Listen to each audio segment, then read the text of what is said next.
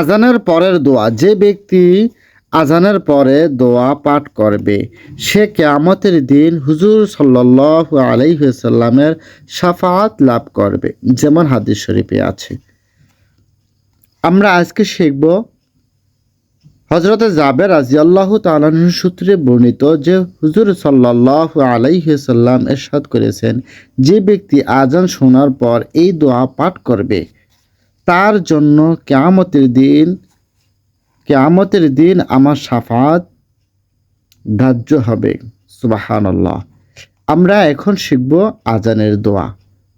আল্লাহুম্মা রব্বাহা আল্লাহুম্মা রব্বাহা আল্লাহুম্মা রব্বাহা যিহিদ দাওয়াতিত তাম্মা যিহিদ দাওয়াতিত তাম্মা ওয়াস সালাতিল কাইমা ওয়াস-সালাতিল কাইমা আতি মুহাম্মাদানিল ওয়াসিলা আতি মুহাম্মাদানিল ওয়াসিলা। আমি আবার বলছি, আতি মুহাম্মাদানিল ওয়াসিলা ওয়াল ফাদিলাতা ওয়াবআথহু মাকামাম মাহমুদা নিল্লাযী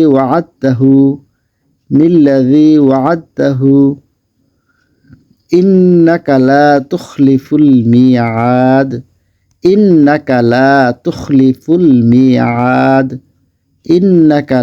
তুখলিফুল মিআদ।